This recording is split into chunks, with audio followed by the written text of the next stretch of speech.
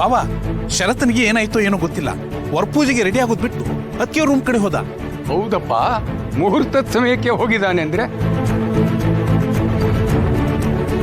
ಶರತ್ ಈ ಮದ್ವೆ ಮಾಡ್ಕೋಬಾರ್ದು ಅಂತ ಅನ್ಕೊಂಡಿರ್ಬೋದು. ನೀ ಹೇಳ್ದಂಗೆ ಆಗ್ಲಿದಾರು.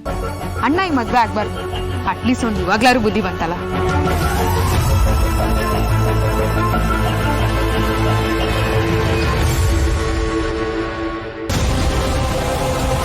ಸದ್ಯ ನನಗೆ ಈಗ ಸ್ವಲ್ಪ ಭರವಸೆ ಬರ್ತಿದೆ. ಹೇಗಾದ್ರೂ ಈ ಮದ್ವೆ ನಿತ್ರೆ ನನಗಷ್ಟೇ ಸಾಕು.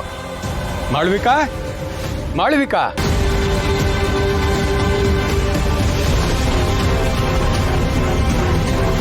ಶರತ್ ಇಲ್ಲಿ. ಶರತ್,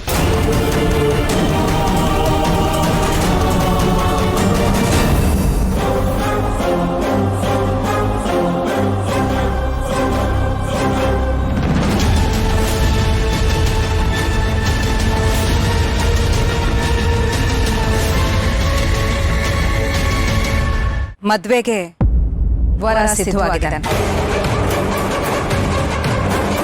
ಬಲೆ ವಿಚಿತ್ರವಾಗಿದೆಯಲ್ಲ. ಒಟ್ನಲ್ಲಿ ಮದುವೆ ಆದ್ರೆ ಸಾಕು. ಅಂದ್ರೆ ಇವರು ಮದ್ವೆ ಬೇಡ ಅಂತ ಹೇಳಕ್ ಹೋಗಿದ್ದಲ್ವಾ? ದುರ್ಗಾ ಹೇಳಿದ್ದನ್ನ ಕೇಳಿದ್ಮೇಲೂ ಈ ಮದ್ವೆಗೆ ಹೇಗೆ ಒಪ್ಕೊಂಡ್ರು? ಮುಹೂರ್ತಕ್ಕೆ ತಡ ಆಗೋದು ಬೇಡ. ನೀವೆಲ್ಲ ಹೊರಡಿ, ನಾನು ಮಾಯಿನ ಕರ್ಕೊಂಡು ಬರ್ತೀನಿ. ಶರತ್,